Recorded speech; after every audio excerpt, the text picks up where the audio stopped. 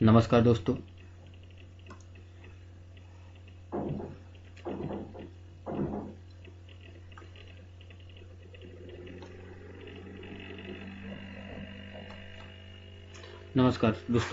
आज हम पढ़ेंगे मोशन इन स्ट्रेट लाइन में। बेसिकली यहाँ से फिजिक्स के सिलेबस की मेन स्टार्टिंग होती है। इसके पहले जो भी था वो एक कह सकते हो न्यूमेरिकल या एनालिटिक टूल था। जैसे फॉर एग्जांपल जो आपने पढ़ा फिजिकल वर्ड हो, चाहे वो यूनिट एंड मेजरमेंट हो, फिजिकल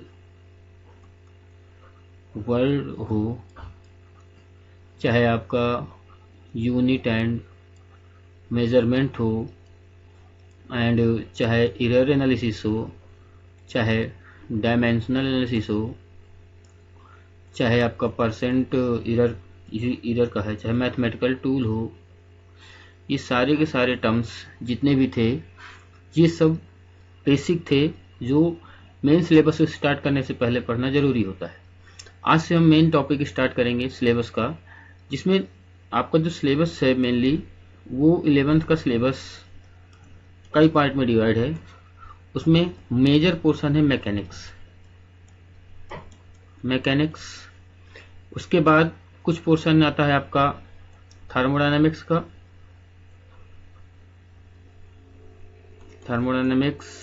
एंड कुछ पार्ट आता है वेव्स एंड ऑसिलेशन का।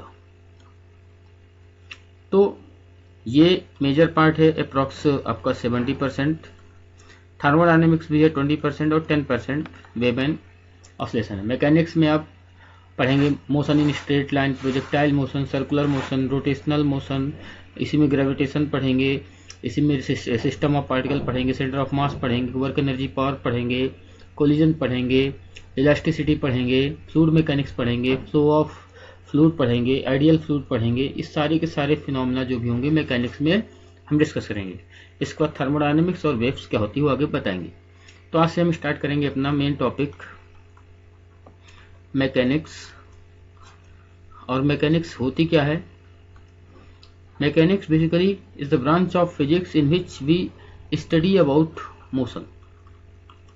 मैकेनिक्स मतलब सिंपल सा मतलब study of motion. What is mechanics? Mechanics मतलब क्या होता है? Study of motion. तो ये जो मोशन होगी वो मोशन कई टाइप से होगी, जिसमें basically 1 dimensional straight line motion पढ़ोगे, 2 dimensional projectile motion, circular motion, इसके बाद रिजिड बॉडी में रोटेशनल मोशन, एंगल थीटा पर जब रोटेट होगी वो सारी मोशन पढ़ोगे। वेरियस टाइप्स की मोशन पढ़ोगे। सर्कुलर मोशन में वेरियस टाइप्स है, horizontal circle, vertical circle, uniform circular, non uniform circular motion, every type के सारी टाइप के जो मोशन से हम डिस्कस करेंगे। तो आज का जो टॉपिक है वो बेसिकली हमें स्टार्ट करना है मोशन इन स्ट्रेट लाइन, कि स्ट्रेट लाइन में मोशन क्या होती है। इसमें जो मेजर टॉपिक हम डिस्कस करेंगे वो प्राइमरी है कि पहले मोशन क्या होती है, व्हाट इज मोशन। इसके बाद फ्रेम ऑफ रेफरेंस क्या होता है, distance and displacement, speed and velocity, average speed and average velocity. इस पार्ट को बेसिकली एक चीज और कहते हैं काइनेमेटिक्स। दो चीज पढ़ेंगे, काइनेमेटिक्स और एक डायनामिक्स। काइनेमेटिक्स में डिफाइन होगी कि मोशन कैसे होती है, हाउ। और डायनामिक्स डिफाइन करेंगे मोशन क्यों होती है, व्हाई। तो अभी काइनेमेटिक्स डिफाइन करेंगे। काइनेमेटिक न्यूटन इक्वेशन भी होंगी जो आप बहुत सुने भी होंगे। और डायनामिक्स में डायनामिक्स न्यूटन लॉज होंगे, जो न्यूटन के 3 लॉ बहुत अच्छे और बहुत इंपॉर्टेंट होते हैं, जिसको हम आगे डिस्कस करेंगे एनएलएम में, न्यूटन लॉज ऑफ मोशन में। अभी मोशन इन स्ट्रेट लाइन हमें डिस्कस करना है, जिसमें प्राइमरी चीज है व्हाट इज मोशन। मोशन होती क्या है? तो आइए स्टार्ट करते हैं अपना टॉपिक, व्हाट इज मोशन। देखिए, अगर आप ध्यान से देखें अपने आसपास की चीजों को, तो आपको चीजें दो ही फॉर्म में नजर आएंगी। The body either in rest, और इन मोशन। या तो रेस्ट में होगी या तो मोशन में होगी। For example suppose this is a car, ये है तो मोशन में होगी, ये तो रेस्ट में होगी। लेकिन रेस्ट और मोशन को डिफाइन करना है तो कैसे डिफाइन करेंगे? तो अगर ध्यान से देखोगे आप यहां पर, तो मैं बता रहा हूं, जैसे मान लो एक पर्सन है, ये पर्सन है, अभी घड़ी में मान लो सपोज करो 1 बजे, कितना बजा है? 1 o'clock। घड़ी में कितना बजा है? 1 o'clock है। और टाइम यही बदल के कितना हो जाए घड़ी में? 3 o'clock हो जाए। कितना हो जाए? 3 o'clock हो जाए। अब पहले टाइम कितना था? 1 o'clock, 1 बजे थे, कह सकते हो 1 PM है। फिर कितना हो गया टाइम? 3 PM। टाइम कंटिन्यूस तो इंक्रीज हो रहा है, टाइम तो रुकता कभी नहीं है। लेकिन सपोज जो पर्सन ए था, उसकी जो पोजीशन है वो यहाँ पर है। जो पर्सन ए की पोजीशन है वो कहाँ है? यहाँ पर है। ठीक है, एक कंडीशन ही हुई। दूसरी कंडीशन, यही पर्सन या मान लो कोई दूसरा पर्सन बी है, वो यहाँ पर खड़ा है। देखो, जो ए पर्सन है वो 1 बजे भी यहीं पर था और 3 बजे भी यहीं पर है। लेकिन जो बी पर्सन है वो 1 बजे यहां पर था और 3 बजे यहां से जाकर के कहां पहुंच गया? सपोज दैट यहां पर पहुंच गया। ये लोकेशन एक्स है, ये लोकेशन वाई है। तो जो बी पर्सन है उसने इतनी पोजीशन चेंज की कि नहीं की? यहां से लेकर के यहां तक पोजीशन चेंज की। लेकिन जो ए पर्सन है, ए पर्सन ने कोई पोजीशन चेंज नहीं की, not change any position. But B person क्या कर रहा है? चेंज इट्स पोजीशन, अपनी पोजीशन को क्या कर रहा है? बदल दिया। तो देखो, टाइम तो दोनों के लिए इंक्रीज हुआ, लेकिन टाइम के साथ ए पर्सन ने अपनी पोजीशन नहीं बदली। 1 बजे भी यहीं पर था, 3 बजे भी यहीं पर है। लेकिन जो बी पर्सन है उसने टाइम के साथ अपनी पोजीशन बदल दी। 1 बजे यहां पर था एक्स पोजीशन पर और 3 बजे यहां पर था वाई पोजीशन पर। तो देखो, साफ साफ आपको दिख जाएगा बोर्ड पर और आप भी समझ जाएंगे कॉमन सेंस से कि ए पर्सन की पोजीशन नहीं चेंज हो रही। दैट मीन्स वो किस में होगा? ये रेस्ट में होगा। बी पर्सन की पोजीशन चेंज हो रही है, यहां से यहां, यहां से यहां, तो ये क्या होगा? आपको साफ दिख रहा है, ये मोशन में होगा। तो रेस्ट और मोशन को अगर डिफाइन करना है तो सीधा सा क्या मतलब होगा कि if a body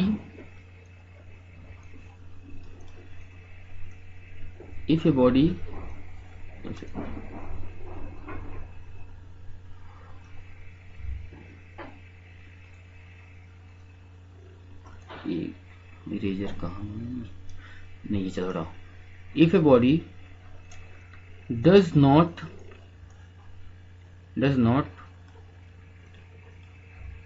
change its position with respect to time, then it is in state of rest। वो किस में होगी? रेस्ट की स्टेट में होगी।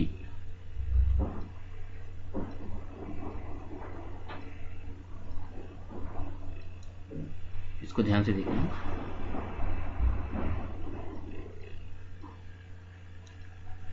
रेस्ट क्या मैंने बताया? If a body does not change its position, अपनी पोजीशन नहीं बदलता, does not with respect to time, time के साथ, देन वो किस में होगी? इट इज इन रेस्ट, वो रेस्ट में होगी। फॉर एग्जाम्पल बॉडी ए, कौन? ए। लेकिन मोशन क्या होगी? अगर मोशन को आपको डिफाइन करना है तो मोशन को डिफाइन करने के लिए वही होगी, if a body change its position with respect to time, then it is in state of motion। मतलब अगर कोई ऑब्जेक्ट, कोई बॉडी टाइम के साथ अपनी पोजीशन चेंज कर रही है, if a body change its position with respect to time, कौन बदल रहा है? यहाँ पर साफ दिख रहा है आपको, जो बी बॉडी है वो अपनी पोजीशन क्या कर रही है, एक्स से वाई की ओर चेंज कर रही है। तो यहाँ पर इसका एग्जांपल कौन हो जाएगा? ऑब्जेक्ट बी हो जाएगा। तो यहाँ पर समझ में आया कि रेस्ट और मोशन क्या होता है। मोशन समझ में आया कि मोशन क्या टर्म है। मोशन मतलब चेंज इन पोजीशन। जब किसी ऑब्जेक्ट की पोजीशन में चेंज होता है तो वो ऑब्जेक्ट किस में होती है? मोशन में होती है। अगर नहीं होता तो वो रेस्ट में होती है। अब यहाँ पर एक चीज होगी, इसको हम आगे अभी डिफाइन करेंगे। विद एनी फ्रेम, किसी फ्रेम के रिस्पेक्ट में, क्योंकि कोई ऑब्जेक्ट किसी फ्रेम के लिए पोजीशन चेंज कर सकती है, कोई ऑब्जेक्ट किसी फ्रेम के लिए पोजीशन नहीं चेंज कर सकती, वो आगे हम पढ़ेंगे।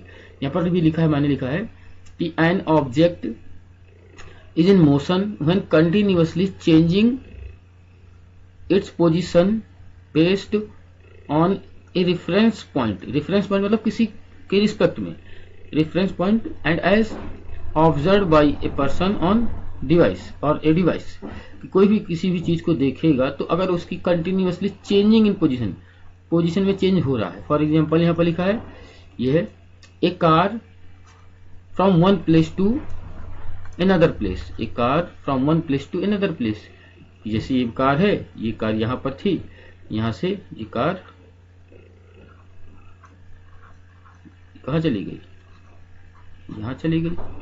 ठीक, इसमें हो गई मोशन में। अगर नहीं गई तो वो जस्ट में। लेकिन अभी कौन देख रहा है, क्या रेफरेंस है, वो अभी इसमें मैं नहीं बता रहा, वो आगे टॉपिक अभी समझाऊंगा। इसका एक टॉपिक आता है एब्सोल्यूट रेस्ट का। एब्सोल्यूट रेस्ट होता क्या है, इसको थोड़ा समझ लो। जिसे एब्सोल्यूट रेस्ट का सिंपल सा मतलब है, ठीक है, that the body will not change its position, the body will not change its position with respect to any frame of reference. मतलब किसी के भी रिस्पेक्ट में ऑब्जेक्ट की पोजीशन चेंज नहीं होगी, वो क्या होगी? एब्सोल्यूट। अभी मैं आपको समझाऊंगा कि कुछ चीजें कभी कहीं से देखने पर वो रेस्ट में लगती हैं, कहीं से देखने पर मोशन में लगती हैं। जैसे मान लो ये अर्थ है हमारी, ये हमारी अर्थ है, और अर्थ में ये आप खड़े हैं मान लो, तो और यहाँ पर एक मान लो एक ट्री है, तो आप जब इसको देखेंगे तो क्या लगेगा? ट्री रेस्ट में लगेगा। लेकिन यहां पर ये क्या है? अर्थ। यहां पर मून है, और मून से कोई बंदा इस ट्री को देखेगा, किसको? ट्री को। तो इसके लिए क्या होगा? क्योंकि मून अर्थ के अराउंड राउंड कर रहा है, तो इस पर्सन को लगेगा कि ये जो ट्री है वो किस में होगा? मोशन में होगा। सिंपल सी बात है। तो एक ट्री इस पर्सन के लिए रेस्ट में है, और इस पर्सन ए के लिए रेस्ट में और बी के लिए मोशन में। तो वो ट्री जो है, वो ट्री एब्सोल्यूट रेस्ट में नहीं हुआ, वो सिर्फ ए के लिए रेस्ट में है। एब्सोल्यूट मतलब कहीं से भी देखो, ए से देखोगे तो भी ट्री रेस्ट में होना चाहिए, बी से देखोगे तो भी ट्री रेस्ट में होना चाहिए, उसको कहते हैं एब्सोल्यूट रेस्ट। तो इस पूरे यूनिवर्स की अगर बात करें तो क्या यूनिवर्स में कोई भी चीज एब्सोल्यूट रेस्ट में है? अगर ध्यान से देखो तो देखो, हम अर्थ में हैं, और मान लीजिए सोलर सिस्टम, ये सन है, सन के अराउंड सारे प्लैनेट क्या करते हैं? इलिप्टिकल ऑर्बिट में मोशन करते हैं। मैंने ज्यादा नहीं बनाए, सारे जितने भी प्लैनेट हैं वो अर्थ के अराउंड रोटेट करते हैं, सॉरी सन के अराउंड रोटेट करते हैं। अर्थ भी इन्हीं में से एक है, ये है।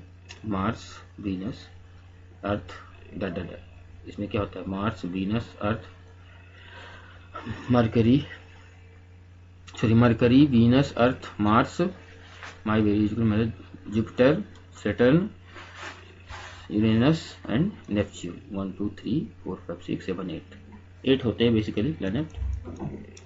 ये क्या है, सिंपल सा, मरकरी, वीनस, अर्थ, मार्स, जुपिटर,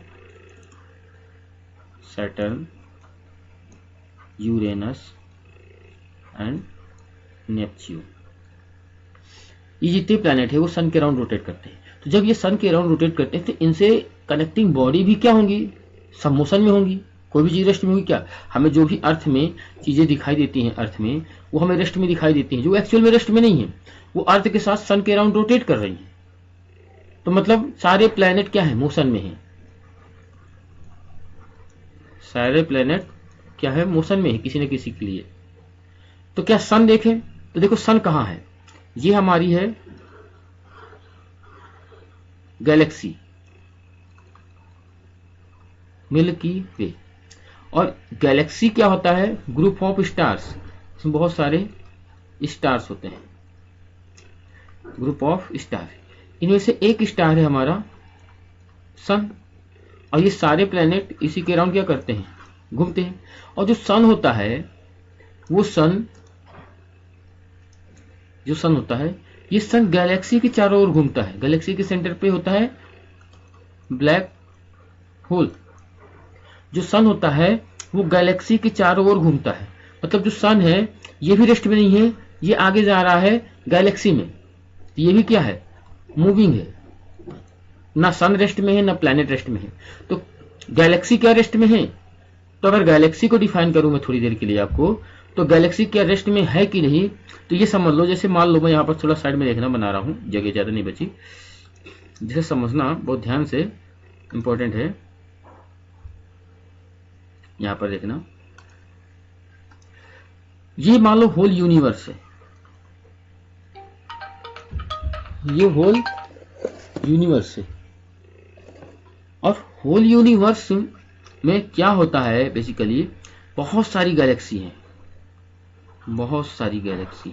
एक गैलेक्सी तो है नहीं, अभी हमारी ये मिल्की वे के पास में एक गैलेक्सी है, उसका नाम आप कमेंट में बताओ क्या होगा, सबको पता है, एंड्रोमेडा। क्या होगी, एंड्रोमेडा। मिल्की वे के पास Galaxy Andromeda.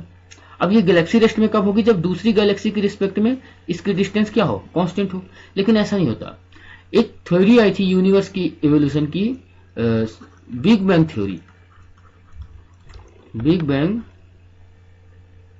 Theory, big bang theory क्या होती है कि मान लो पूरा उसमें क्या बताया, मैं इसको अलग से समझा देता हूं आपको। जैसे मान लो यहां पर बिग बैंग थ्योरी क्या है, थोड़ा समझना।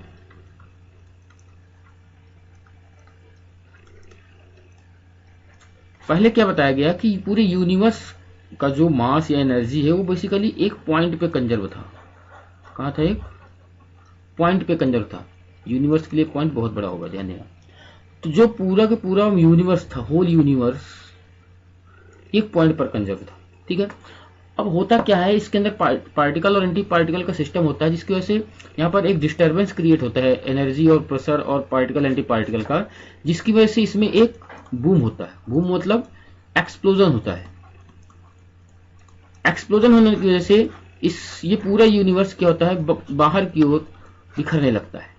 आफ्टर सम टाइम्स, कुछ समय बाद ये सब कंडेंस होता है, ठंडा होता है सिस्टम, कुछ प्लैनेट बनते हैं, कुछ स्टार बनते हैं, स्टार्स का ग्रुप गैलेक्सी बनता है, और एक पूरा का पूरा सिस्टम बनता है, जिससे पूरा एक सिस्टम होता है इन गैलेक्सी का। गैलेक्सी के अंदर स्टार्स का, गैलेक्सी के अंदर स्टार्स का, और स्टार्स के अंदर प्लैनेट का। अब देखो, ये पहले यूनिवर्स यहां पर था, अब यहां पर है। जैसे एक बलून होता है ना, बलून पहले इतना छोटा होता है, उसको फुलाओ तो इतना बड़ा, उसको और फुलाओ तो इतना बड़ा, उसको और फुलाओ तो इतना बड़ा, उसको और फुलाओ तो इतना बड़ा। तो बलून का साइज कंटिन्यू क्या हो रहा है, इंक्रीज हो रहा है कि नहीं हो रहा। ऐसे ये यूनिवर्स पहले क्या था, पॉइंट शेप में था। इसका जैसे ही वो एक्सप्लोजन होता है यूनिवर्स का साइज क्या होता है, इंक्रीज होता है। इंक्रीज होने की वजह से गैलेक्सी पहले तो नहीं फॉर्म होती, बाद में फॉर्म होती हैं, और जब फॉर्म होती है उसके बाद जैसे जैसे यूनिवर्स का साइज बढ़ता जा रहा है उसकी वजह से उसके बीच की जो गैलेक्सी थी, उनकी गैलेक्सी के बीच का जो गैप था, जो गैलेक्सी के बीच की पोजीशन थी, वो पोजीशन भी कंटिन्यू क्या हो रही है, चेंज हो रही है। मतलब उनके बीच की जो पोजीशन का गैप है वो भी कंटिन्यू क्या हो रहा है, इंक्रीज हो रहा है। तो पहले गैलेक्सी रिलेटिवली इतनी पास थी, बाद में इतनी पास, बाद में इतना और इतना। क्या कह सकते हो, या रूम ले लो, एक और कॉन्सेप्ट समझ लो, रूम ले लो और रूम में जैसे प्लेट लो, प्लेट फेंक दो तो घूमती रहती है। ऐसी ही गैलेक्सी इस यूनिवर्स में क्या होती रहती है, मोशन में रहती है, कहीं ना कहीं घूमती रहती है। किसमें होती है, मोशन में रहती है, घूमती रहती है। तो मैं यही बता रहा हूं आपको बेटा कि इस किसी यूनिवर्स में गैलेक्सी जो है, गैलेक्सी भी रेस्ट में नहीं है। रेस्ट में बताया मैंने, नहीं है, क्योंकि यूनिवर्स में बूम हुआ था, इसकी वजह से गैलेक्सी की डिस्टेंस क्या होती है, बदल रही है। तो जो आपकी गैलेक्सी है ये भी क्या है, मोशन में। तो देखो ना प्लैनेट रेस्ट में है, ना सन रेस्ट में है, ना गैलेक्सी रेस्ट में है। तो सर बात आती है क्या पूरा यूनिवर्स रेस्ट में है? तो अभी देखो, अभी मैंने क्या बताया, अभी मैंने बताया कि यूनिवर्स का साइज कंटिन्यू क्या हो रहा है, इंक्रीज हो रहा है। यूनिवर्स पहले इतना छोटा था, फिर इतना बड़ा, फिर इतना बड़ा, फिर इतना बड़ा, फिर इतना बड़ा। यूनिवर्स का साइज जब कंटिन्यू इंक्रीज हो रहा है तो क्या यूनिवर्स रेस्ट में है? नो, यूनिवर्स भी किस में है, मोशन में है बेटा। और जब यूनिवर्स भी मोशन में है तो यहाँ एक चीज मैं कह सकता हूँ, इस पूरे यूनिवर्स के लिए बहुत डायरेक्ट लाइन है, समझना थोड़ा सा। Nothing is in absolute rest, nothing is in absolute rest in this universe. इस पूरे यूनिवर्स में कुछ भी एब्सोल्यूट रेस्ट में नहीं है। कुछ भी एब्सोल्यूट रेस्ट का मतलब समझना, मैंने क्या बताया, किसी ना किसी के लिए वो मूविंग होगा ही होगा, कुछ भी रेस्ट में नहीं होगा। तो फिर हम कैसे कहते हैं कि ये गाड़ी खड़ी है रेस्ट में है, ये गाड़ी मोशन में है? तो उसके लिए फिर एक टर्म आता है, उसी को हम आगे अब समझने जा रहे हैं।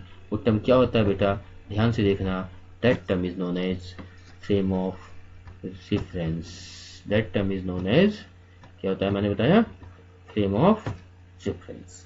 तो आइए आज हम इस फ्रेम ऑफ रेफरेंस को समझते हैं कि फ्रेम ऑफ रेफरेंस होता क्या है। मैंने तो अभी आपने एक चीज समझी, मैंने बताया कि नथिंग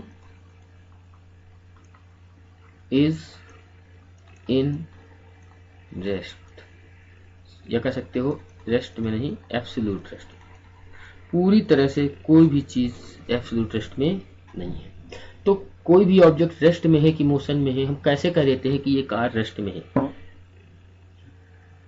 कैसे कह देते हैं कि ये कार रेस्ट में है? समझ सकते हो? कैसे कह देते हैं कि ये ऑब्जेक्ट मोशन में है? जैसे एक एग्जांपल मैं यहाँ ट्रेन से देता हूँ, सपोज करो, सिंपल सा एग्जांपल। ये जैसे ट्रेन आपको दिख रही होगी बगल में, मैं इसका अलग से भी बताऊंगा। जैसे ये ट्रेन आपको दिख रही है, ट्रेन में दो पर्सन है, ठीक है, ट्रेन में दो पर्सन है, एक पर्सन ये ए है और एक पर्सन ये बी है। बाहर ये पर्सन सी है। देखो ये जो बी पर्सन है, this is observer on the train, और जो सी पर्सन है, this is observer on the ground. ये C person observer on the ground, ये ए पर्सन, ये बी पर्सन। हमें ए को ऑब्जर्व करना है। किसको ऑब्जर्व करना है? ए को। कौन कौन ऑब्जर्व करेगा? बी करेगा, और कौन करेगा? सी करेगा। ट्रेन आगे जा रही है कितने की स्पीड से? 10 मीटर प्रति सेकंड से, ठीक है। ट्रेन आगे जा रही है 10 मीटर पर सेकंड से। ये देखो ट्रेन आगे 10 मीटर पर सेकंड से आ रही है। अब जब ट्रेन आगे जा रही है, ध्यान से देखो, सी जब ग्राउंड में है, सी को क्या लगेगा? ट्रेन आगे जा रही है तो ए क्या होगा सी के लिए? ए भी आगे जा रहा है, तो सी क्या देखेगा ए को? किसमें? मोशन में।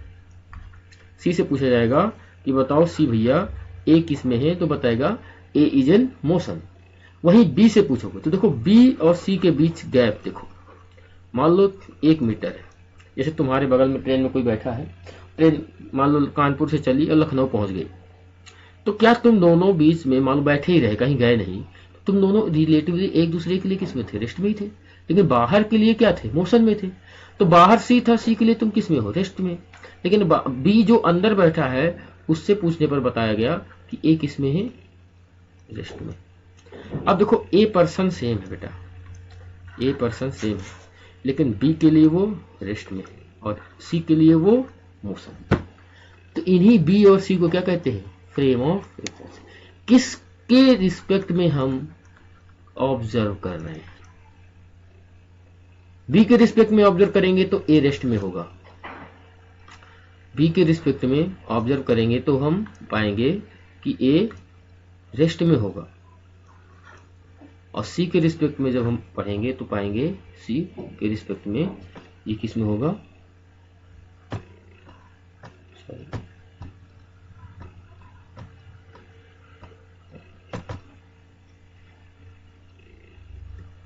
सेकेंड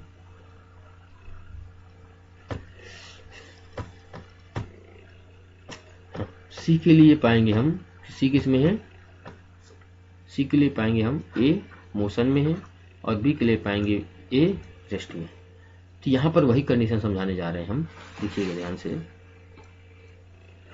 कि जैसे मैं अलग से बता देता हूं, ये ट्रेन है, ट्रेन में 2 पर्सन है, ये ए है, ये बी है, और बाहर कोई सी पर्सन खड़ा है। ट्रेन आगे जा रही है, ट्रेन आगे जा रही है बी वेलोसिटी से। जब सी से पूछोगे ए को, तो जब ट्रेन आगे जा रही है तो ए भी आगे जाएगा, तो सी बताएगा ए किस में है, मोशन में। लेकिन बी ट्रेन के अंदर है, दोनों चुपचाप बैठे हैं या खड़े हैं, उनके बीच रिलेटिव डिस्टेंस नहीं बदल रही, तो बी ए को क्या बताएगा, रेस्ट में। सिंपल से एग्जांपल, जैसे मान लो तुम अपने मम्मी के साथ जा रहे हो कहीं, पापा बाहर ड्रॉप करने आए, तो ट्रेन चल दी, तो पापा पूछेंगे बेटा कहाँ गए, बेटा क्या हुआ, तो बताएंगे पापा कि बेटा चला गया या बेटी चली गई। लेकिन मम्मी ट्रेन में बैठी है, तो मम्मी से फोन के पूछेंगे बेटी कहाँ है, तो कहेंगे बेटी तो बगल में बैठी है। तो मम्मी कह रही है बेटी बैठी है, पापा कह रहे हैं बेटी चली गई या बेटा चला गया। तो एक ही पर्सन को 2 लोग अलग अलग डिफाइन करने पर क्या हो रहा है, कोई कह रहा है चला गया, कोई कह रहा है बैठा है। Once tell anyone tell that कि मोशन में है, एनीवन टेल दैट कि रेस्ट में। ऑब्जेक्ट वही है, ऑब्जेक्ट ए है, लेकिन ऑब्जर्वर बदल गया, उसी ऑब्जर्वर कहते हैं फ्रेम ऑफ रेफरेंस। तो फ्रेम ऑफ रेफरेंस की बहुत सिंपल सी डेफिनेशन में बता देता हूं कि फ्रेम ऑफ रेफरेंस होता क्या है।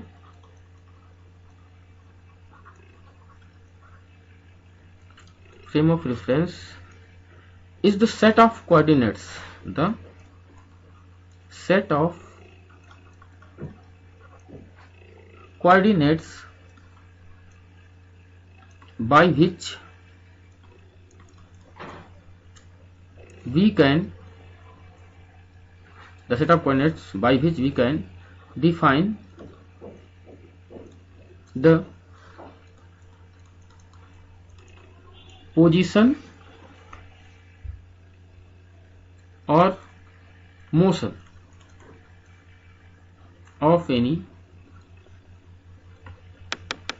ऑब्जेक्ट। किसी बॉडी की पोजीशन और मोशन को डिफाइन करने के लिए जो कोऑर्डिनेट्स होते हैं, जो सोर्स होता है, उसे क्या कहते हैं, फ्रेम ऑफ रेफरेंस कहते हैं। जो सोर्स की पोजीशन और मोशन को डिफाइन करने के लिए होते हैं। सेट ऑफ कोऑर्डिनेट्स कैसे, जैसे मान लो ये पॉइंट मैं आपके बोर्ड पे बना रहा हूं, बताओ ये पॉइंट कितनी दूर रखा है, कोई बता सकता है, नहीं बता सकता, क्योंकि यही नहीं पता कहां से बताना है। अब मैं एक रेफरेंस बना देता हूं, ये ओ, जिसकी कोऑर्डिनेट एक्सिस है एक्स वाई एंड जेड। तो अब आप बताएंगे ये कोऑर्डिनेट कहां है, sir X Y and Z position पर है, जिसकी यहां से लोकेशन आर होगी। अगर ये सोर्स में बदल दूं, ये सोर्स में यहां पर कर दूं, तो इसके कोऑर्डिनेट बदल जाएंगे। अगर इसके एक्स डैश वाई डैश और जेड डैश एक्सिस हैं, तो इसके कोऑर्डिनेट कितने हो जाएंगे, X dash Y dash and Z dash. किसके लिए, ओ डैश के लिए, ओ के लिए एक्स वाई जेड हो जाएगा। जैसे यहां पर देखो साइड में एक फिगर है, ये पी पॉइंट है। अभी पी पॉइंट के लिए यहाँ पर एक छोटी एक्सिस है, एक्स एक्सिस और वाई एक्सिस। तो इस बी ओरिजिन से देखने पर पता चल रहा है पी के कोऑर्डिनेट है एक्स कॉमा वाई, लेकिन वहीं ए ओरिजिन से देखोगे तो इसके coordinate X dash Y dash होने पर इसके कोऑर्डिनेट होंगे X dash and Y dash, है कि नहीं। जैसे मैंने कहा कि ये पॉइंट या तुम खड़े हो, ये तुम कहां पर हो, तो सीधे सीधी बात, इस पॉइंट से देखने पर तुम कुछ और पोजीशन पर होगे, इस पॉइंट से देखने पर तुम कुछ और पोजीशन पर होगे।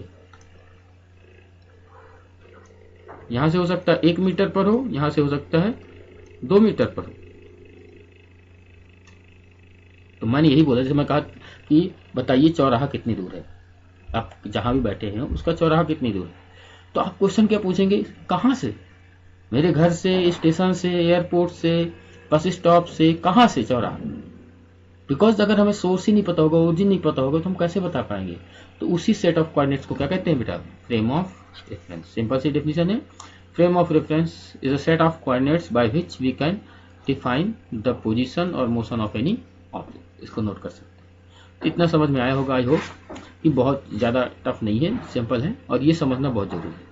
चलिए इसके बाद अपना अगला टॉपिक देखते हैं, मेन मोशन का, डिस्टेंस एंड डिस्प्लेसमेंट। तो आपको ये तो पता चल गया कि मोशन क्या होती है। मोशन में किसी भी ऑब्जेक्ट को अगर डिफाइन करना है तो कैसे डिफाइन करेंगे, एक्सेट्रा एक्सेट्रा। अब देखो, जैसे सपोज करो आप मोशन स्टार्ट करते हैं। मोशन को मैं 2 पोजीशन में स्टार्ट करूंगा। पहली लोकेशन है ए, दूसरी लोकेशन है बी। आपको ए से कहां जाना है, बी जाना है। तो ए से बी जाने के कई रास्ते हो सकते हैं।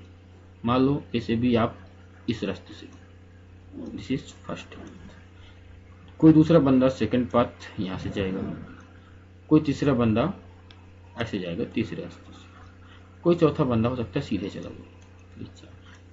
4 रास्ते आपको दिखाई देते हैं।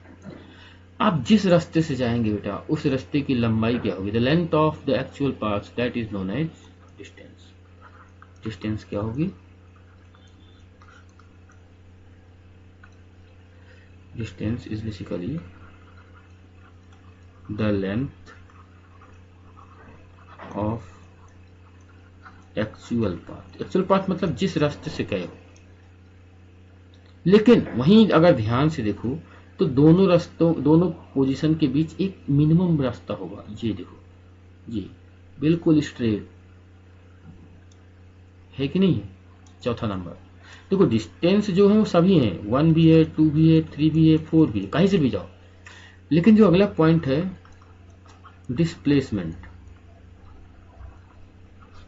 तो डिस्प्लेसमेंट क्या है, displacement is the shortest path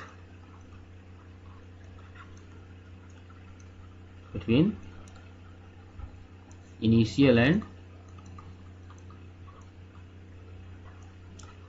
final point. Option number 4, ये जो 4 नंबर का है शॉर्टेस्ट पाथ। मतलब आप ए से बी जाएंगे तो कहीं से भी चले जाइए, उस रास्ते की लेंथ क्या होगी, the length of actual path is your distance.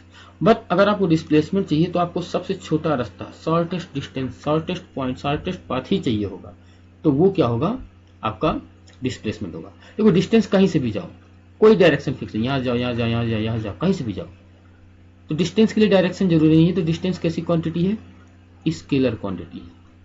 लेकिन डिस्प्लेसमेंट को पता कि इधर जाने पर डिस्प्लेसमेंट नहीं मिलेगा, इधर जाने पर किसी पर्टिकुलर डायरेक्शन में ही जाओगे तभी डिस्प्लेसमेंट मिलेगा। तो डिस्प्लेसमेंट कैसी क्वांटिटी है, वेक्टर क्वांटिटी। दोनों की एसआई यूनिट क्या होती है, मीटर एंड मीटर।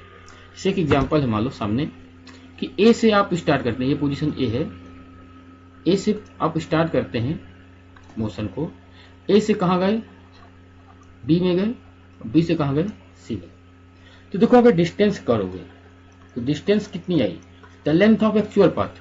तो पहले कितना गया ए से बी, 4, फिर बी से सी कितना गया, 3, तो टोटल कितना हुआ, 4 + 3 = 7 मीटर। ओके, इसके बाद डिस्प्लेसमेंट देखो, डिस्प्लेसमेंट क्या होता है, द शॉर्टेस्ट पाथ, सबसे छोटा रास्ता। ओके, शॉर्टेस्ट क्या है, ए से सी तक गए तो ये शॉर्टेस्ट है कि नहीं है, देखो ये 90 डिग्री होगा, 90 डिग्री पर कन्वर्ट किया, ये 3 है, ये 4 है, ये कितना होगा, अंडर रूट पाइथागोरस थ्योरम लगाओ, 3 square plus 4 square equal to 25 and 5 metre. एक सेकेंड,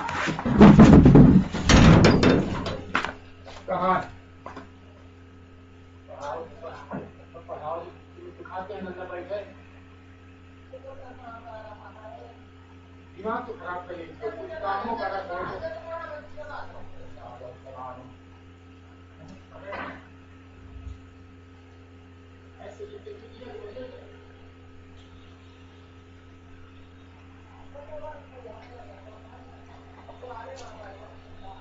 अरे एक दूसरा नहीं सुनिए तो समझ जाओ ना कुछ काम करो।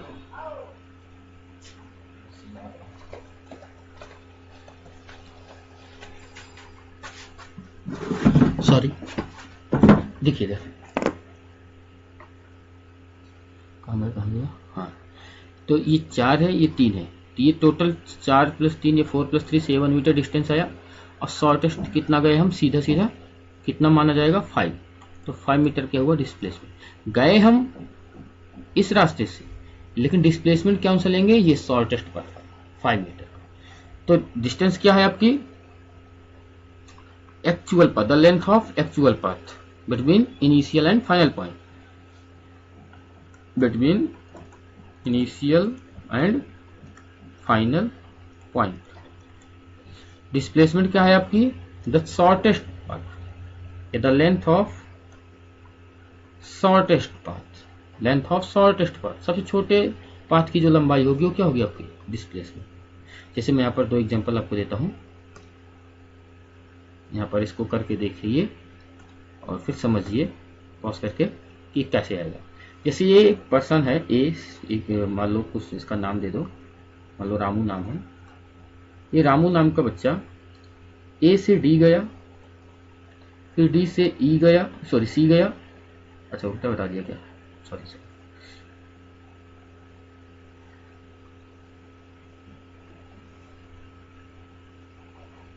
ठीक है, मान लो यार अब भी ए से बी ही जरूरी, ये क्या जाना, ए से डी नहीं जा सकते क्या, चलो हम ए से डी जाएंगे। ए से डी गए, फिर डी से सी गए, फिर सी से बी गए। मतलब जो रामू है वो पहले ए से डी जाता है, फिर डी से सी जाता है, फिर सी से बी जाता है। ए क्या है, इनिशियल पॉइंट,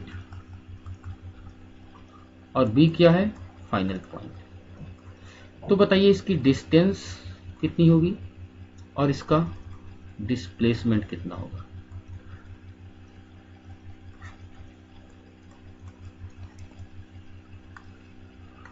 देखिएगा ए से डी है, डी से सी है, सी से बी है। तो रामू एक्चुअल पाथ कौन सा गया, ये गया, यहां से पहले यहां गया, फिर यहां गया, फिर यहां से यहां, मतलब यहां से रामू ने शुरू किया, यहां पर पहुंचा, फिर यहां पर पहुंचा सी पर, फिर ए पर पहुंचा। तो एक्चुअल पाथ कितना गया, पहले 5 गया, तो डिस्टेंस क्या होती है, the length of actual path. तो 5 प्लस डी से सी गया 3 प्लस सी से बी गया 5, तो टोटल एक्चुअल कितना गया 5 5 10 प्लस 3 13 मीटर।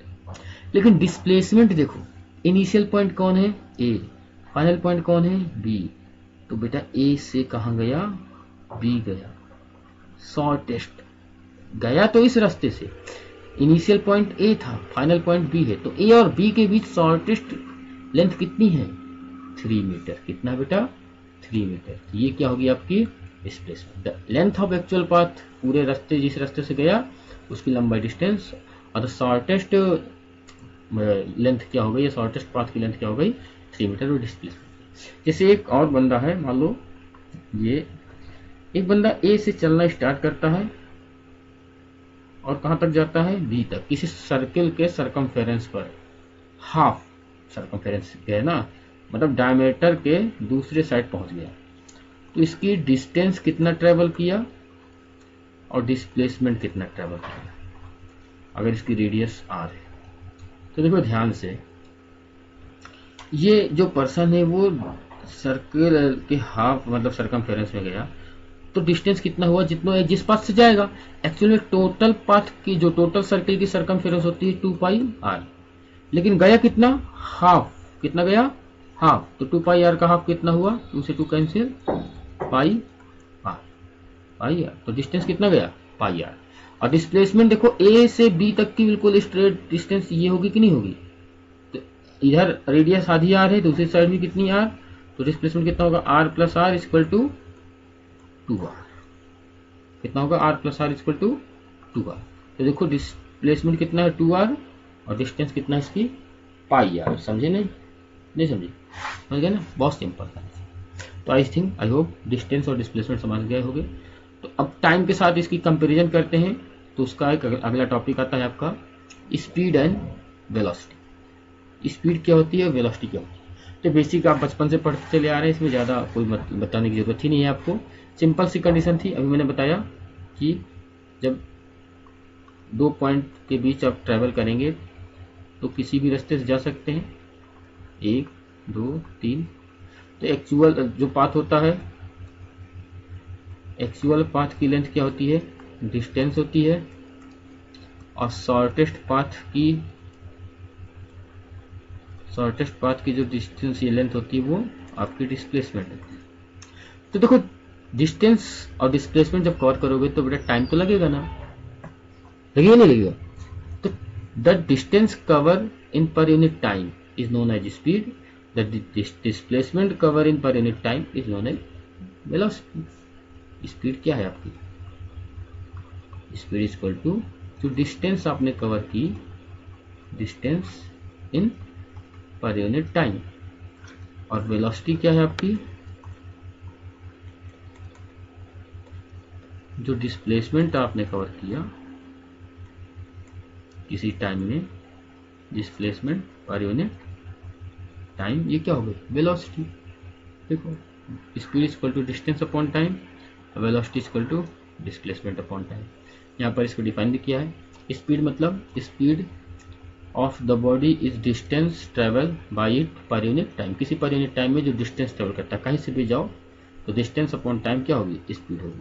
लेकिन जो शॉर्टेस्ट पाथ गए, shortest path displacement upon time, वो क्या होती है, वेलोसिटी होती है। वेलोसिटी मतलब the velocity of body is the sorry यहाँ गलत लिखा है, यहाँ पर डिस्प्लेसमेंट होगा, डिस्प्लेसमेंट ट्रेवल पर unit time in A given direction. किसी भी डायरेक्शन में जाओगे वही शॉर्टेस्ट वहां लिखा है। देखो स्पीड में डिस्टेंस होती है, डिस्टेंस कैसी क्वांटिटी, स्केलर, तो स्पीड भी कैसी क्वांटिटी होगी, स्केलर है कि नहीं।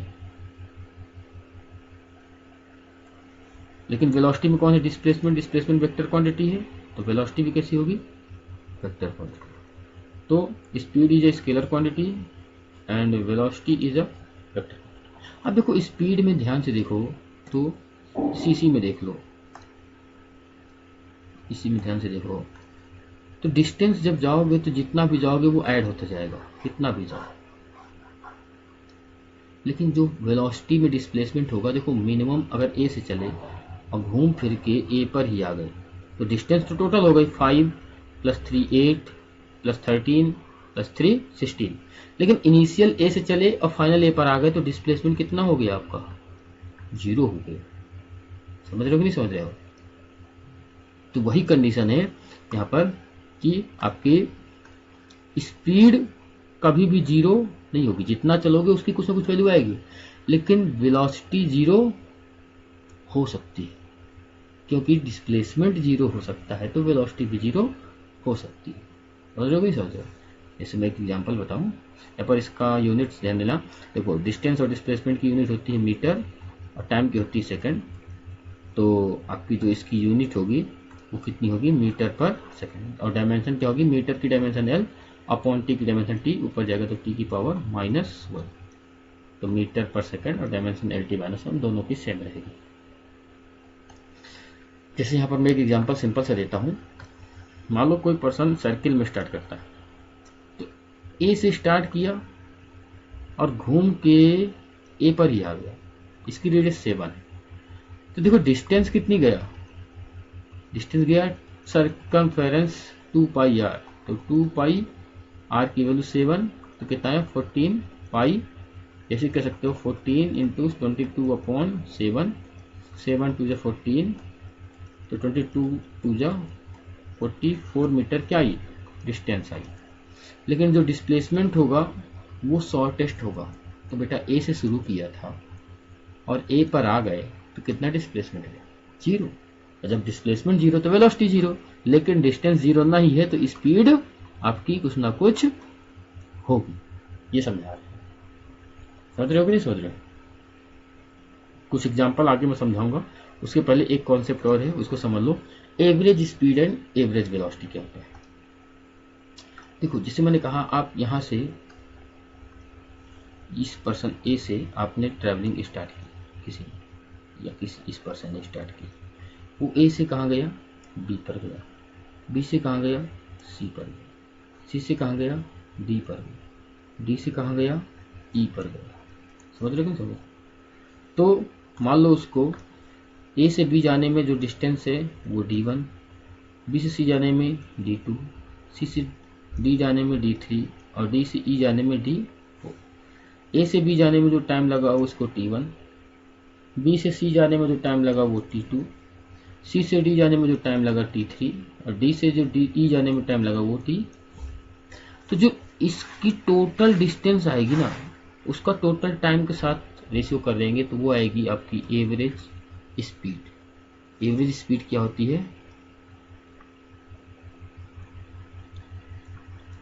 Average speed is equal to total distance upon total time. मतलब टोटल टाइम में की टोटल डिस्टेंस जितना ट्रेवल किया वही उसकी क्या होगी? Average speed. एवरेज स्पीड का फॉर्मूला कितना होगा? Total distance D1 plus D2 plus D3 plus D4, जितनी डिस्टेंस आपकी आई अपॉन जो टाइम लगा T1 plus T2 plus T3 plus T4, total time को डिवाइड कर तो वो क्या आ जाएगी? आपकी एवरेज स्पीड आ जाएगी, टोटल डिस्टेंस अपॉन टाइम। लेकिन बेटा ध्यान से देखना, जो एवरेज वेलोसिटी होगी, एवरेज वेलोसिटी, तो एवरेज वेलोसिटी क्या होगी? वेलोसिटी में हमेशा डिस्प्लेसमेंट होता है और डिस्प्लेसमेंट एक ही होता है, the shortest path between initial point two final point A से ई तक। ये इसको आपने मान लो डी ले लिया। तो यहां होगा डिस्प्लेसमेंट अपॉन टाइम, उतना ही लगेगा क्योंकि गया तो यहां से है ना, गया तो यहां से है, तो टाइम वही लगेगा, टोटल टाइम। समझ रहे हो कि नहीं समझ रहे हो? तो जो एवरेज वेलोसिटी आएगी V average equal to total displacement कितना होगा? ए से ई तक का शॉर्टेस्ट कितना? डी अपॉन टोटल टाइम वही T1 plus T2 plus T3 plus T4 है कि नहीं? T1 plus T2 plus T3 plus T4। देखो यहाँ पर एवरेज वेलोसिटी क्या है? डिस्प्लेसमेंट अपॉन टोटल टाइम है ना, ये delta X upon delta T. इसको लिख सकते हो V average equal to delta X upon delta T. ये आगे बताऊंगा कैसे क्या होता है, इसमें ज़्यादा टेंशन मत लो, सिर्फ इतना समझ लो। अगर कोई जर्नी आप करते हो ब्रेक करके, कभी स्लो जाते हो कभी फास्ट जाते हो, मान लो पहले 1 किलोमीटर 10 मिनट में गए, दूसरे 1 किलोमीटर 5 मिनट में गए, फिर नेक्स्ट 1 मिनट आप मान लो 2 मिनट में गए, फिर 10 मिनट में गए, 15 मिनट में गए, नेक्स्ट ऐसे किलोमीटर। कभी ज्यादा तेज, कभी गाड़ी क्या होती है, कभी एकदम से एक साथ नहीं चलती ना, कभी हाई चलती, कभी स्लो चलती, कभी फास्ट चलती, कभी स्लो चलती। तो जितना डिस्टेंस गए और जितना टाइम लगा उसको डिवाइड कर दो तो एवरेज स्पीड आएगी। इसके बाद इनिशियली कहाँ शुरू किया और फाइनली घूम के कहाँ पहुंच गए, उसके बीच के जो शॉर्टेस्ट पाथ है वो डिस्प्लेसमेंट का टोटल टाइम के साथ डिवाइड कर दो तो आपकी एवरेज वेलोसिटी आ जाए, और बाकी कुछ नया इसमें नहीं। तो यहाँ तक इसके कोर कॉन्सेप्ट थे। आइए कुछ क्वेश्चंस डिस्कस कर लेते हैं। कुछ भी समझ में नहीं आया हो तो पूछ लीजिएगा, एक बार इसको अच्छे से ध्यान से देखिएगा। बहुत सारी चीज़ों को मैंने बेसिक और बहुत आसानी से समझाने का प्रयास किया है, तो कोई भी डाउट हो तो एक बार आप पूछ लीजिएगा और बार बार इस वीडियो को देखिएगा। चलिए आइए कुछ क्वेश्चन कर लेते हैं। जैसे एक क्वेश्चन सिंपल सा ये आपके सामने दिख रहा होगा। क्वेश्चन है, a person travels from point A to B. कहाँ से? ए से बी ट्रेवल करता है, ये ए है और ए से बी गया, कितने मीटर?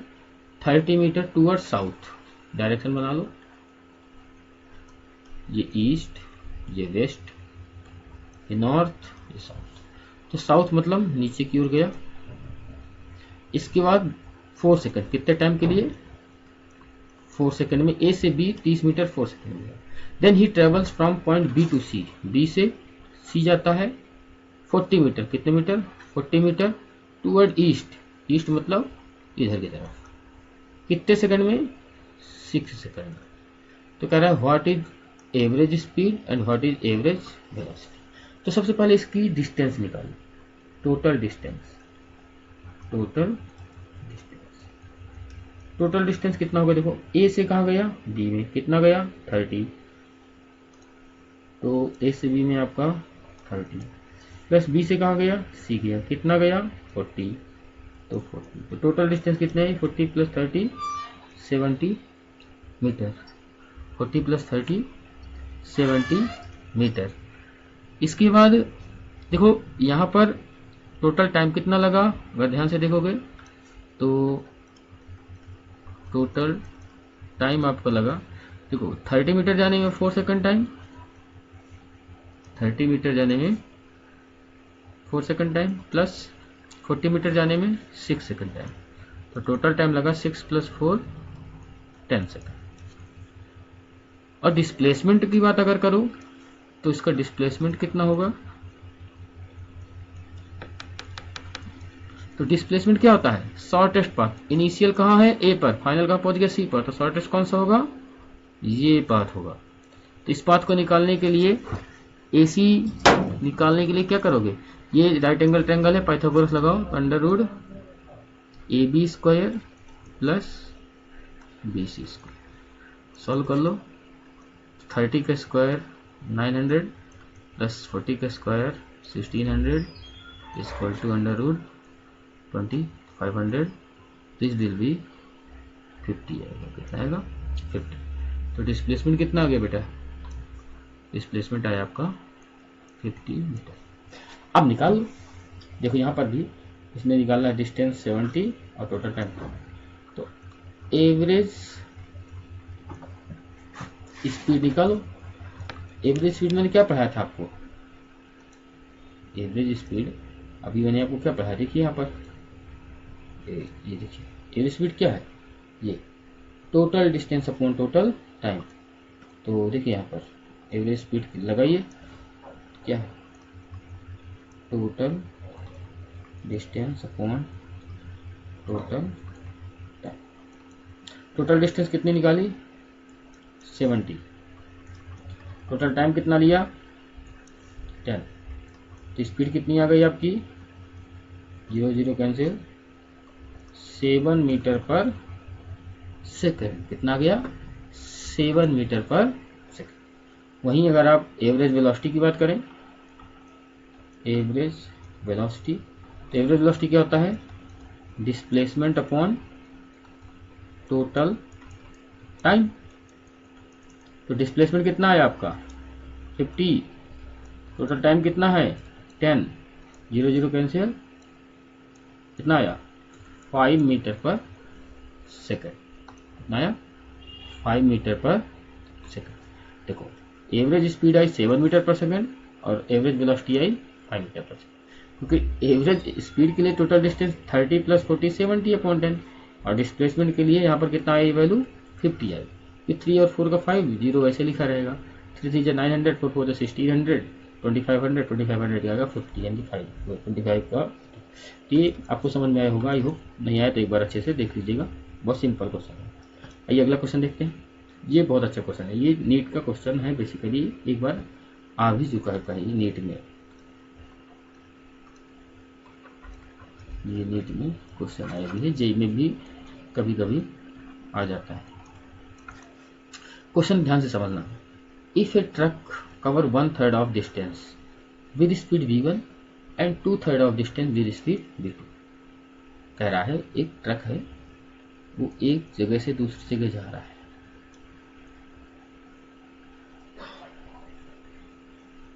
ये ट्रक है, ये ट्रक एक जगह से दूसरी जगह जा रहा है, दो डिस्टेंस इसने कवर की।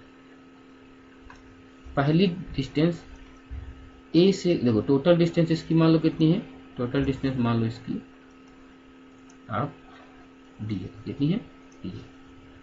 तो ए से बी तक में इसकी दो डिस्टेंस होगी, एक 1/3, तो 1/3 यहाँ तक होगी और 2/3 इतनी। तो ये डिस्टेंस कितनी होगी, d/3, कितनी होगी 2d/3। दोनों को ऐड कर दो, 2d + d 3d/3 कितना आ गया, d आ गया। तो पहली जो डिस्टेंस d/3 गया वो कितनी वेलोसिटी से गया आपका, वो पहली v1 वेलोसिटी से। दूसरी डिस्टेंस कितने से गया, vt वेलोसिटी से। मतलब पहले किसी वेलोसिटी 60 से जा रहा है, फिर 90 से जा रहा है ना, पहले अलग वेलोसिटी से, बाद में अलग वेलोसिटी से। तो टोटल जर्नी की एवरेज वैल्यू क्या होगी, वही होती है आपकी एवरेज स्पीड। तो आपको पता है formula, average speed equal to total distance upon total time. Time नहीं पता तो मान लो ये पहली जो डिस्टेंस कवर की इस d/3, तो d/3 का जो टाइम मान लो होगा t1 और ये 2d/3 का टाइम t2। तो टोटल डिस्टेंस कितना है d और टाइम t1 + t2 है कि नहीं है। तो d अपॉन, हमें t1 और t2 नहीं पता बेटा, पहले का टाइम t1 दूसरे का टाइम t2 नहीं पता, लेकिन इनकी स्पीड पता है तो टाइम निकल आएगा। स्पीड इक्वल टू पता है आपको, क्या होता है, डिस्टेंस अपॉन टाइम होता है। पहले की स्पीड कितनी है, पहले की v1, पहले में कितना डिस्टेंस गया d/3, टाइम कितना लगा t। तो t1 कितना आ गया, 3 ऊपर जाएगा, 3 ऊपर नहीं जाएगा, t1 ऊपर जाएगा, v1 नीचे आएगा, तो d/3 v1। दूसरे वाले के लिए v2 इक्वल टू कितना होगा, 2d/3 अपॉन टाइम t2, तो t2 आ गया 2d/3, यहाँ रख दो, ये आ गया d/3v1 प्लस d/2d/3। इसको सॉल्व कर लो, तो एल डी कॉमन लोगे, तो मैं डायरेक्ट कर देता हूँ, आप कर लीजिएगा। डी कॉमन लोगे तो d से d कैंसिल हो जाएगा, यह 1/3 कॉमन हुआ, यहाँ आया 1/v1 प्लस 2/v3, 3 ऊपर गया, ये 3 कहाँ जाएगा ऊपर, अपॉन इसका एलसीएम आएगा v1 v2, v2 है ना। देखिए ये v2 ऊपर जाएगा तो v2 प्लस ये v1 इधर जाएगा तो 2v1, ये v1 v2 ऊपर गया तो कितना आंसर आया, मैं यहाँ लिख देता हूँ, 3v1 v2 upon v2 plus 2, ये आपका एवरेज स्पीड का आंसर है। कितना आ गया,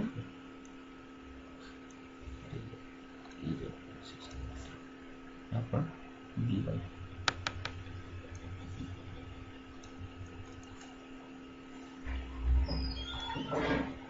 जी जो आपका आंसर आएगा ये आएगा 3v1 v2 upon v2 plus 2v1।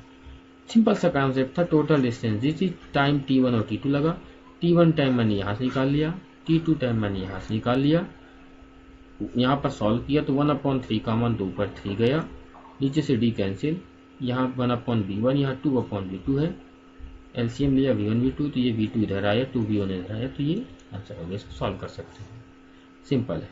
आइए कुछ PYQ टाइप के क्वेश्चन देख लेते हैं, सिंपल है, ज़्यादा टफ नहीं है। जैसे क्वेश्चन, ये बहुत अच्छा क्वेश्चन है, a runner is running around a rectangular track. कैसा ट्रैक है, रेक्टेंगुलर ट्रैक, ये रेक्टेंगल है,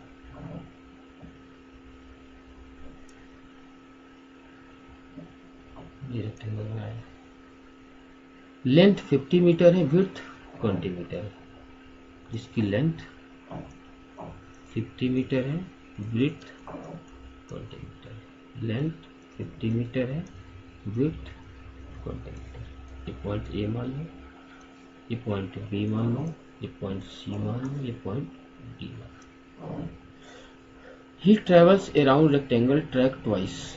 ये इस ट्रैक को कितनी बार कवर करता है, 2 बार कवर करता है। कितनी बार, 2 बार। यहाँ से ए से मान लो स्टार्ट किया तो ए से पूरा एक चक्कर लगाता है, फिर इसका दोबारा आता है, दोबारा एक चक्कर लगाता है। कितने राउंड लगाया? 2 राउंड। ठीक। Finally running back to the starting point, और कहाँ से स्टार्ट किया था? ए पर, और घूम करके कहाँ गया? ए पर ही आ गया। Okay. If the total time he takes run around track is 100 second. साफ साफ दिया, कुछ निकालने की जरूरत नहीं है। टोटल टाइम कितना दिया है? 100 सेकेंड। टोटल टाइम 100 सेकेंड दिया है, साफ साफ देख लो, आपको नहीं दिख रहा है। Finally track back to starting point if the total time he takes to run around the track is 100 second. Total जितना घूमा 100 second. Determine the average speed and average velocity. आपको निकालना क्या है? एवरेज स्पीड, ठीक है, और एवरेज वेलोसिटी। एवरेज स्पीड का फॉर्मूला लिखो, क्या होता है? Total distance upon total time. Average velocity का फॉर्मूला क्या होता है? Displacement upon time. अब जरा ध्यान से देखो इसको, टोटल डिस्टेंस कितनी होगी? टोटल डिस्टेंस ध्यान से देखोगे अगर तो आपको पता चलेगा। ए से स्टार्ट किया, बी से गया, कितना गया? 50 गया। एक चक्कर में कितना गया? देखो 50 प्लस 20, फिर 50 इधर आया, फिर नीचे 20 आया। ये एक चक्कर का है, तो 2 चक्कर का क्या कर दो? 2 से मल्टीप्लाई कर दो। टोटल कितना आया? 50 50 100, 20 20 40, 140 का 2 किया तो 140 14 2 जा 28, तो कितना आया? 280 मीटर आया। कितनी डिस्टेंस आई? 280। टोटल टाइम दिया है 100, तो स्पीड कितनी हो जाएगी? 280 अपॉन 100। 0 हटाया, एक पॉइंट लगाया, तो कितना आया? 2.8 मीटर पर सेकेंड। 2.8 मीटर पर सेकेंड। ये इसको और कैलकुलेट करना है तो 28 अपॉन 10 होगा। इसको 4 से करो तो 4 से नहीं 2 से करो तो 14 2 जा 28 और 5 2 जा 10, तो 14 अपॉन 5 मीटर पर सेकेंड भी कह सकते है कि नहीं भाई? देख लो ना, 50 50 100 20 20 40, 140 का double time 280, 280 upon 100, 28 upon 10, 14 upon 5 या 2.8 मीटर पर सेकेंड। अब देखो डिस्प्लेसमेंट कितना है इसका, अगर ध्यान से देखो बेटा, मैं आपको दिखा रहा हूँ। ए से गया और ए पे आ गया, तो डिस्प्लेसमेंट कितना आया? अगर आप बताओ, 0 आया। कितना आया? 0, क्योंकि इनिशियल और फाइनल पॉइंट के बीच कितना गैप है? कुछ नहीं, जहां से शुरू किया वहीं आ गया। ए से शुरू किया और ए पर ही आ गया, तो डिस्प्लेसमेंट कितना हो गया? 0। तो displacement equal to average velocity equal to displacement upon time. Displacement 0 है, टाइम कितना है? 100, कुछ भी हो, एवरेज वेलोसिटी कितनी आ गई? 0। कितनी है? 0। इसको कितना है? 14 अपॉन 5 या 2.8 मीटर पर सेकेंड। कितना सिंपल क्वेश्चन। चलिए अगले क्वेश्चन देखते हैं। ये बहुत अच्छा क्वेश्चन है, ध्यान से पढ़िएगा। एक car travels along straight road. एक कार सीधी रोड पे जाती है, मैंने सीधी रोड बना दी। 120 मीटर इन 5 सेकेंड। कितना जाती है? 120 मीटर कितने सेकंड में? 5 सेकंड। ठीक है। He goes west 60 metre in 1 second. Sorry, then goes west. पहले देख लो, एक car travel along straight road to the east. East में जाती है, ईस्ट वेस्ट नॉर्थ साउथ। तो हमने पहले ईस्ट में ही बनाया। ईस्ट में कितना गया? 120 मीटर गया, यहाँ से स्टार्ट किया था। इसके बाद कह रहा है 60 मीटर वेस्ट, मतलब जहाँ है उसके पीछे जाना है। यहाँ पहुँच गया, इससे वेस्ट जाना है। कितना पीछे जाना है? 60 मीटर। कितने सेकंड में? 1 सेकंड। तो इनिशियली कहाँ पहुँचा? इनिशियली कहाँ से मान लो गया? इनिशियली मान लो ए से गया, फाइनली कहाँ पहुँच गया? बी पर पहुँच गया। एक टर्निंग पॉइंट यहाँ था, वो मान लो। ठीक है। कह रहा है determine the average speed and average velocity, वही कहानी, total distance upon total time, total displacement upon time. तो मैं डायरेक्ट लिखता हूँ इस बार, तो average speed is equal to total distance upon total time.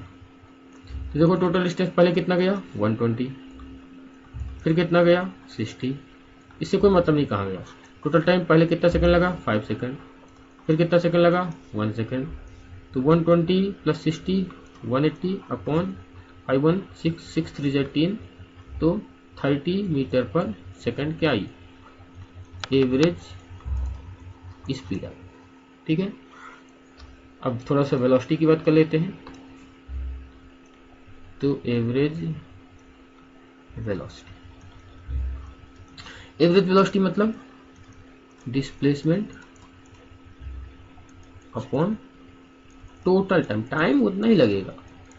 तो देखो डिस्प्लेसमेंट कितना गया, ध्यान से देखो, अगर कहाँ से गया, ए से शुरू किया, कहाँ पर पहुंचा, बी पर पहुंचा, तो टोटल कितना गया था 120, वापस कितना आया 60, कि ए से बी तक कितना पहुंचा 120 माइनस 60, सीधी सीधी बात। तो 120 माइनस 60 करो, कितना आया 60 तो आया ना बेटा, ये कितना आया 60 मीटर आया। और 60 जब वापस आ गया तो कितना गया एक्चुअल में, शॉर्टेस्ट बात 60 गया। तो ये 60 अपॉन टोटल टाइम उतना ही, 5 प्लस 1 कितना 6, तो कितना आया 60 अपॉन 6 यानी कि 10 मीटर पर सेकंड। समझ में आ गया कि नहीं आ गया। टोटल टाइम ये 5 पहले इतना गया और वापस आया 1, तो टोटल टाइम 10 सेकंड और 6 सेकंड, 5 प्लस 1 6। लेकिन डिस्प्लेसमेंट कितना है इनिशियल से फाइनल 60, तो 60 अपॉन 6 10 मीटर पर, ये स्पीड है और ये वेलोसिटी। चलिए अगले क्वेश्चन देखते हैं। ये बहुत सिंपल क्वेश्चन है, ज़्यादा टफ नहीं है, एक बार इसको आप कर भी सकते हैं, लेकिन बता दूंगा मैं बाद में होमवर्क के लिए कुछ क्वेश्चन अगले की वीडियो में दूंगा। देखिए क्वेश्चन कह रहा है a truck driver drives 20 kilometre down the road in 5 minute, he then reverse and drives 12 kilometers down the road in 3 minutes. What is his average velocity? सिर्फ वेलोसिटी निकालना है। एक मान लो रोड है, ये रोड है, इसमें एक ट्रक है,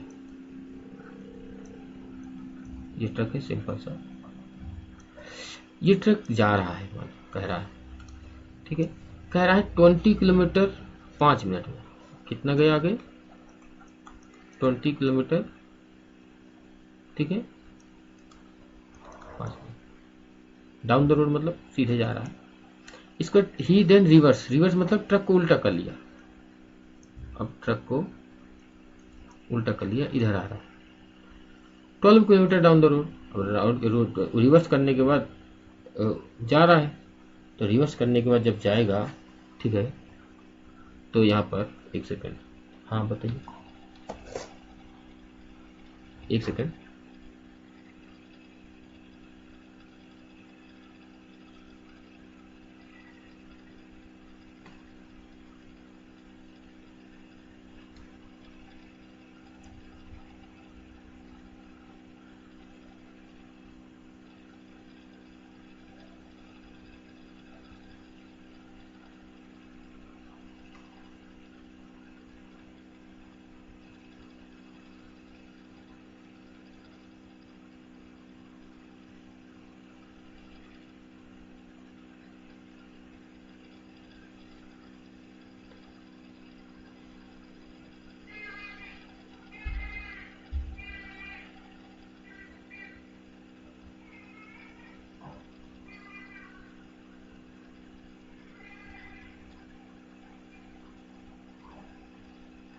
सॉरी था, हाँ ठीक है, क्या क्वेश्चन था, यही था, a truck drivers drives 20 kilometre down the road in 5 minute and 12 kilometre down the road 3 minute, but truck क्या हो गया, रिवर्स हो गया। तो रिवर्स होने पर जब डाउन द रोड जाएगा, देखो दो कंडीशन है, अभी हम सिर्फ ये समझते हैं कि रिवर्स होकर के वापस आ रहा है, ठीक है, तो रिवर्स होकर जब वापस आएगा तो कितना आया 12 किलोमीटर, 12 किलोमीटर, 12 किलोमीटर कितने मिनट में? 3 मिनट। तो एवरेज वेलोसिटी, सिंपल सा कहानी, एवरेज वेलोसिटी क्या होगा? टोटल एक displacement upon total time, sorry total time. तो डिस्प्लेसमेंट देखो, इनिशियली जब गया, फाइनली जहां पहुंचा ए से बी में, तो गया कितना था? 20, वापस कितना आया? 12। कितना गया? 8 किलोमीटर गया कि नहीं गया? तो डिस्प्लेसमेंट आया 8 upon total time 5 minute plus 3 minute, कितना मिनट? 8 मिनट। 8 से 8 कैंसिल, ये किलोमीटर में, ये मिनट में, तो आपकी वैल्यू आ गई 1 किलोमीटर इन मिनट। इसको सेकंड में चेंज कर सकते हो, मैं नहीं कर रहा हूँ। इसको एक चीज और ध्यान दे सकते हो कि ट्रक पहले आगे गया,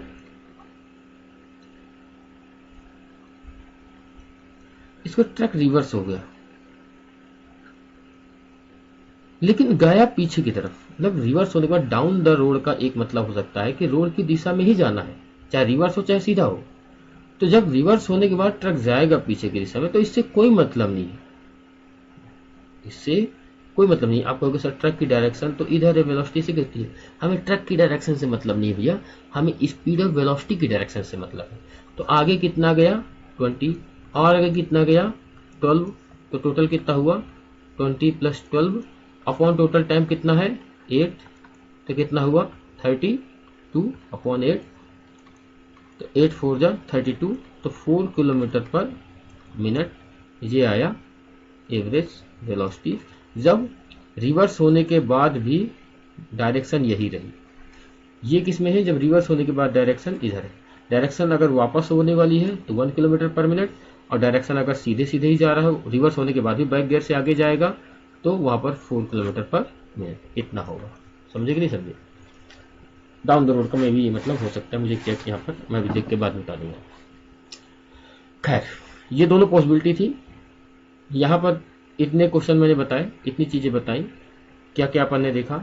मोशन क्या होती है, एब्सोल्यूट रेस्ट क्या होता है, फ्रेम ऑफ रेफरेंस क्या होता है, डिस्टेंस एंड डिस्प्लेसमेंट क्या होता है, स्पीड क्या होती है, वेलोसिटी क्या होती है, एवरेज स्पीड क्या होती है, एवरेज वेलोसिटी क्या होती है। एग्जाम्पल देखे, क्वेश्चन देखे। इनके आप एक बुक आती है, मैं इसको बार बार कह रहा हूँ, खरीद लीजिएगा। जितने भी नीट के बच्चे हैं वो भी जे की बच्चे की बुक है, ठीक है। डीसी पांडे की बुक आती है, डीसी पांडे की नीट के लिए अलग आती है और जेई के लिए अलग आती है। जेई में इसकी 5 किताबें होती हैं, नीट की 2 ही होती हैं। तो नीट का पार्ट 1 और जेई मैकेनिक्स का पार्ट 1, दोनों से फर्स्ट पार्ट ही खरीद लो। उसमें जितने भी इनके क्वेश्चंस हैं, एक बार उसको लगाना, सारे क्वेश्चन आपको समझ में आ जाएंगे। मैं उसके बाद क्वेश्चन भी कराऊंगा और, लेकिन बहुत इजी क्वेश्चन है, आप एक बार करके देखिए, ठीक है। तो आज के लिए इतना काफ़ी है। जो भी चीज़ आपको अगर ना समझ में आई हो तो ज़रूर बताइएगा, हम उसमें सही करने का प्रयास करेंगे और आपके डाउट बताने के लिए एक डाउट सेशन भी रख देंगे, जो क्वेश्चन ना समझ में आए हो। अगर आप कुछ भी डाउट पूछना चाहते हैं तो अभी तो कमेंट में कर दीजिए, मैं बाद में कुछ लिंक वगैरह आपको दे दूंगा मुझसे कनेक्ट होने की। 1-2 वीडियो के बाद, थोड़ा सा मुझे सिस्टम बनाने में टाइम लग रहा है, इसलिए अभी 2 दिन वीडियो लेट आ रही है, क्योंकि मैं थोड़ा सा 2 दिन से बिजी था। तो अभी आज के लिए इतना काफ़ी है। आप सभी का बहुत बहुत धन्यवाद देखने के लिए। अगर वीडियो अच्छा लगा, कंटेंट आपको यूजफुल लगा और आपको लगता है कि बच्चों के लिए फ़ायदा करेगा, तो इस मतलब कोर्स को या इस वीडियो लेक्चर की सीरीज़ को अपने जो छोटे भाई बहन या आपके फ्रेंड्स हैं उनको ज़रूर शेयर करें, सब्सक्राइब करें, क्योंकि इससे उनका फ़ायदा ही फ़ायदा है। मेरा प्रयास यही रहेगा कि ज़्यादा से ज़्यादा लोगों को कंटेंट, बहुत ही इम्पोर्टेंट और जो एक्चुअल कंटेंट है उसको मिल सके। तो आज के लिए इतना काफ़ी है। Thank you very much.